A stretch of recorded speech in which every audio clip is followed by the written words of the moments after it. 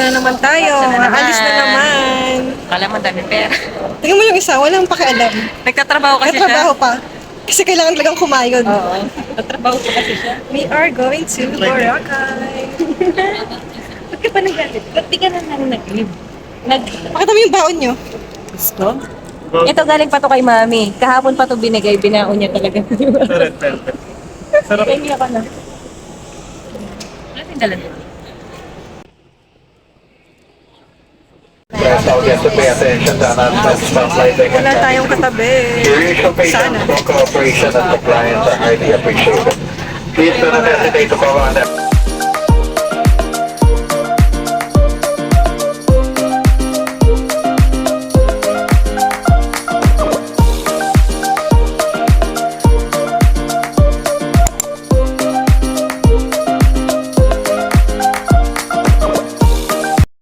Just arrived sa Katiklan Airport. So yeah, nag-bus kami.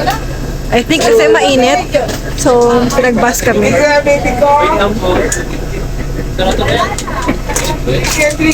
So, ayun na tayo sa airport. Di na kami nag-book ng transfer. Mag-DIY na lang kami. Tricycle. Diyan. Ayun, doon tayo sa number 1.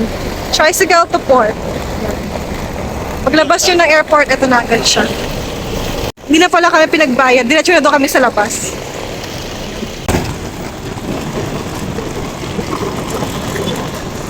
Yan ang mga tricycle. Sa pinakababa, makikita mo dyan.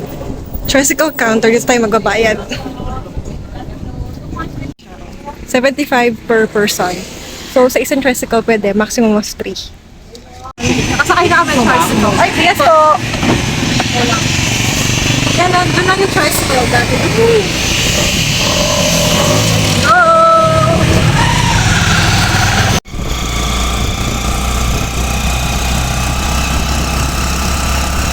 Nandito tayo sa port. Ano lang, 5 minutes tricycle ride going to port.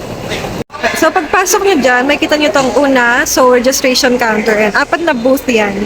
Kapag register na kayo, bibigay mo lang yung ID mo, tapos tatanong nila kung ilang days kayo magstay dito or nights. As after nun, bibigyan kayo, punta kayo ng ticketing booth. Ayan, magbayad ng terminal fee, environmental fee, tapos nun, boat ticket. So, environmental fee nila is 150, terminal fee is 150, and boat ticket is 50 pesos. Na!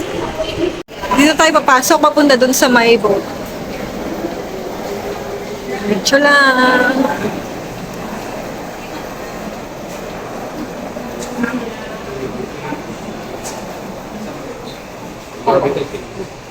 Yung pink. Ay, andyan sa akin. Thank you. Thank you.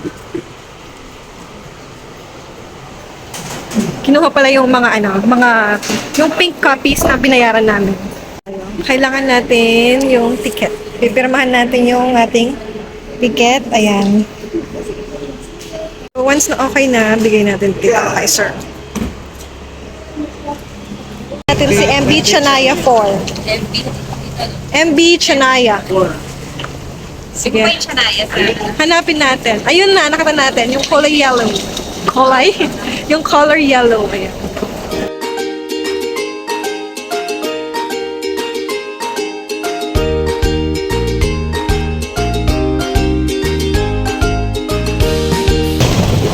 So, hanap na tayo ng sasakyan natin papunta ng hotel.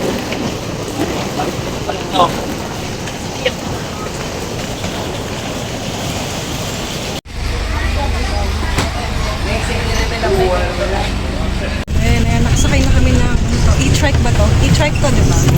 E-trike. So, siningil sa amin 150. Tatlo kami. So, 50 each. Yes. Ito na yung hotel namin. Nakita lang namin siya sa Agoda. Medyo mura. Alice in Wonderland. Katapat siya ng police station.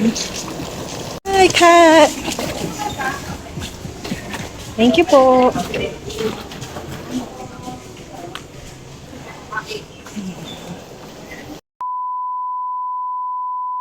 Second floor tayo.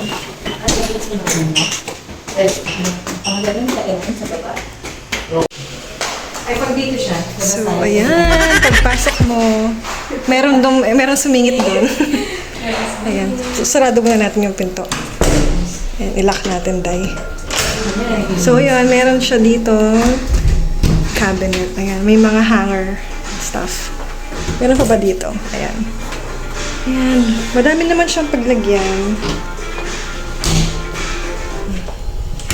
Tapos, ayan. Meron tayong maliit na fridge. Wow! Pero may bayad yan. Tapos, ayan. May mga cups. May kettle. Tissue and ito mga ano oh. May mga toothbrush. Bath soap. Ayan. Normal stuff. Ayan. Tapos meron siyang meron ba dyan? Wala. Tapos dito naman is yung CR. Ayan. So okay naman. Ayan, meron siyang hair dryer oh. Tsanjaron! Tapos ayan.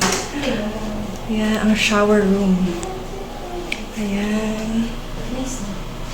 Very clean siya, in fairness. Maganda. And may mga bath gel, conditioner, and shampoo. Very nice. Para sa akin, goods siya.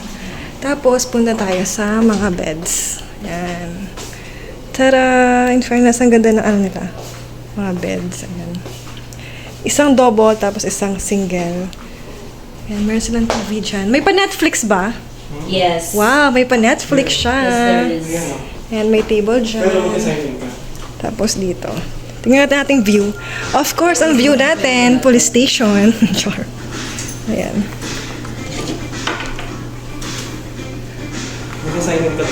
Very nice. I like this in fairness. Magkano ko ba ito na-book kasi? 5,000. Around 5,000 na yun. Wala man siyang 6,000. Oo. Hindi siya umabot ng 6,000. Less than 2K tayo each. Oo. So, bali tatlo kami. So, less than 2,000 each for the whole stay namin. Oh, diba? Pwede na. Very clean pa siya, oh. And the aircon. Sa labas tayo. Ito yata yung Subo restaurant. I think Subo restaurant. Tapos, ayan, police station. And then, ayan na, beach na yun. And syempre, pahinga muna kami ng konti and maliligo kami sa dagat. Bis na kami. Ready for swimming. Yo! Lakad na tayo papunta ng beach. Since sobrang ano lang, walking distance lang talaga. Less than a minute, nasa beach ka na.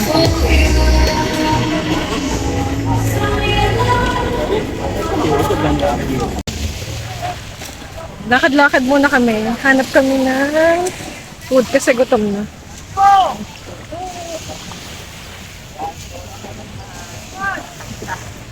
Look at that. Ito na ang pinakamalapit na nakita namin. KFC! Snack lang tayo kasi mamaya mag-dinner na naman tayo. After ng snack, swimming and then dinner.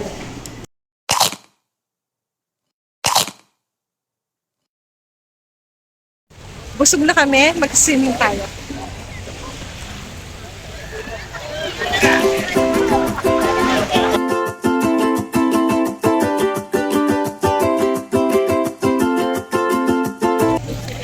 Boracay at night. Hanap tayo ng dinner. Gusto daw nila ng andoks. Ayan ang mga menu prices ng andoks.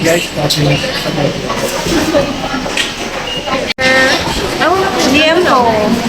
Yung pala spoon pork. Ayan, barbecue. Barbecue din. Kain na.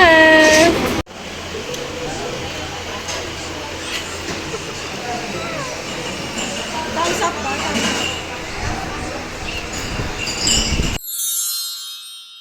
Good morning! Second day! So, naka-ready na kayo. Mag-breakfast tayo. Let's see kung ano ang breakfast. Feeling ko plated siya. Let's see. Let's go! Corn. Nalili tayo. So, sa ulam, rice or bread, tapos mga drinks. Okay, breakfast, ham, garlic rice and egg. And sa kanya is bangus egg and garlic rice. So, ito yung sa akin, bacon, egg, toast. Meron tayong mango jam there.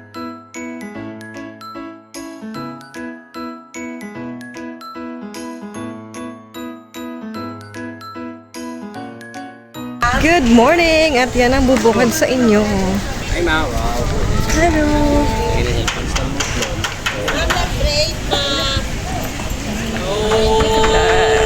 It's so nice. It's so beautiful. Uy, wala nang lumot. In fairness.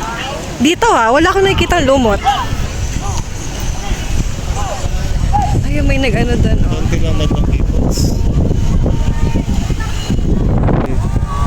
Good morning! Ganda ng beach. Walang lumot.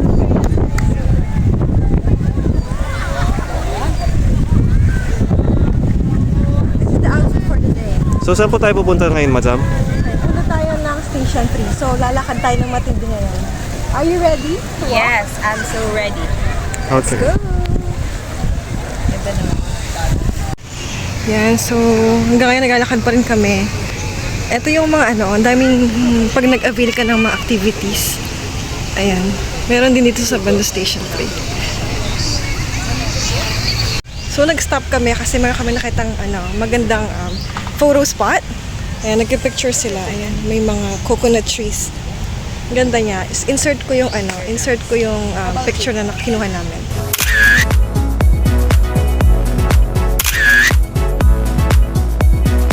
Ato, ayan. Malapit lang siya dun sa Villa Camila. Villa Camila, ayun. Tapos ang ganda rin dito. Grabe, appreciate it. Oh my gosh. Appreciate niyo yung color ng water. Ayan, walang filter yan, guys. So nice. So guys, they're taking a picture of Madam.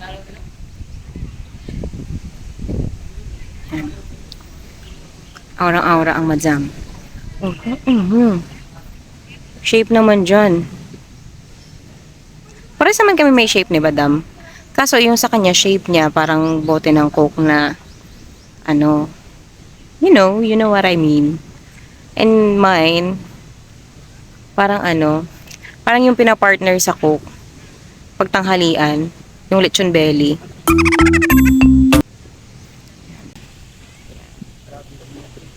Ang ganda dito sa Station 3.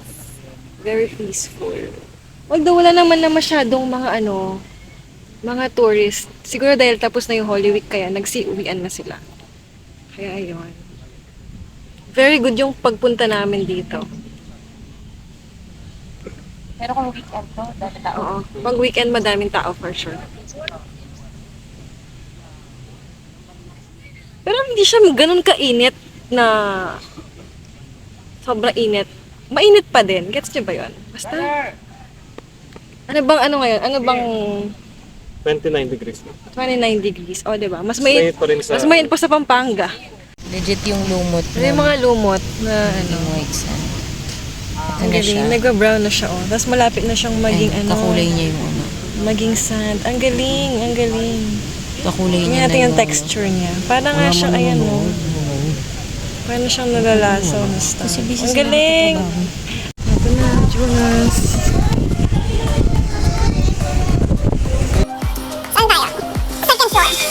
Second floor. Ang view ng second floor.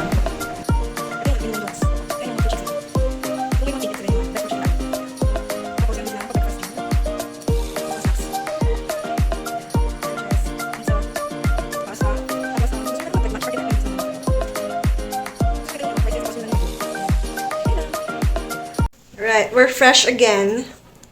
So, hanap tayo kung saan tayo magdi-dinner. Tatry namin dun sa sa Laod, sa Hugh Hotel. Tingnan natin kung magkano yung kanilang buffet. Weekend dinner buffet sa Laod. From Thursday to Sunday. 799 siya.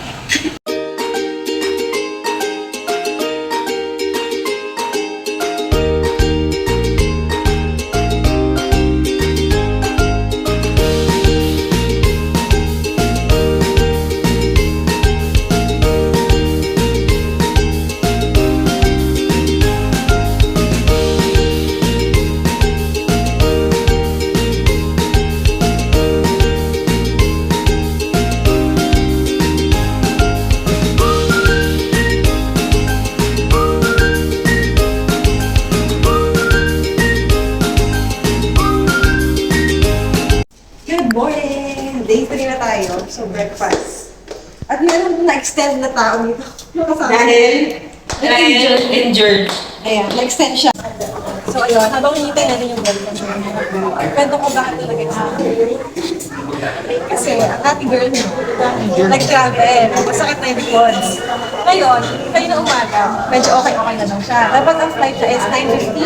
9:50. Lagi dapat 9:50 AM ngayon. Kaso lang, pagdatas na ligo, hindi na makagalaw.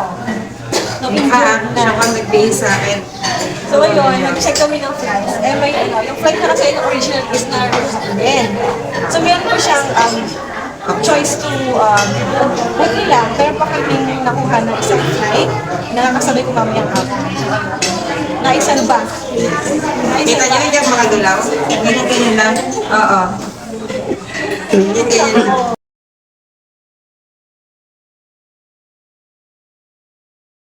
Ito pala yung lobby ng hotel. Ayan yung sa pagpasok mo, ayan, may mga sofa chairs. Tapos dito na siya. Merong maliit na doon, tindahan.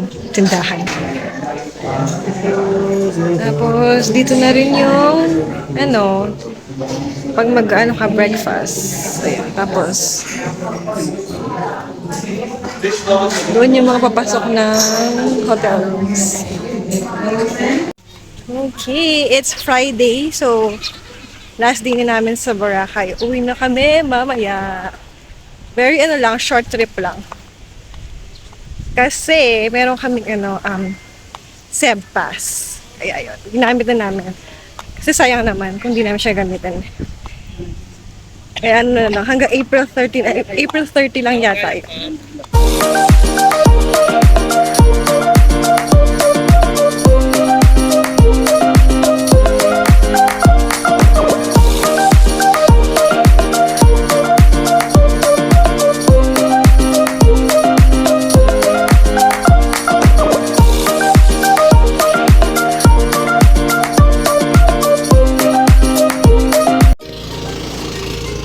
Tingnan natin, sobrang linis ng water. Sobrang clear. May mga pa-konti-konting seaweed na makikita mo. Pero, wala lang. Okay lang naman. Kung hindi kayo maarte. Kasi wala naman siya nagagawa sa katawan. Hindi naman siya makate. Ayan, so habang nag-swimming ka, ganyan yung view mo. Diba? Check out time na. Pero mamaya pa yung flight namin, 4:50. So, check-out time dito is 12 noon. So, papalagay na lang muna natin yung mga luggage natin sa baba. Ayun, and then lunch. Hi, Chris! Bye! Mag-extend pa siya. Enjoy! Mag-extend pa siya. Uwi na kami. Uwi na kami ng port. Uwi kami dalawa. Ayun na si brother. Hindi na siya bukas sa airport. So, meron din. 150 yan. Pumunta sa port. May tourist. Babait pa tayo dito ng terminal fee.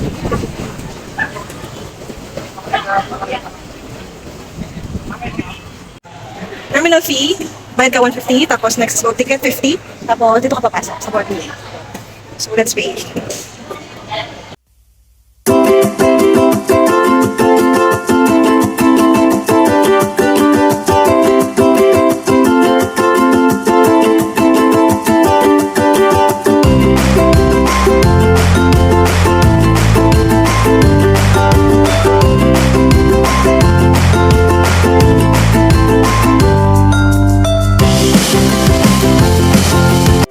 Ayan, nasunduan natin si brother. Kumain kami nito. Banana chips. Gusto mo nila. Ito yung brand niya. Bili namin ito sa D-Mall. Kada 100.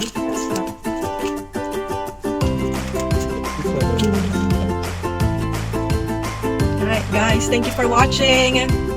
See you on the next one.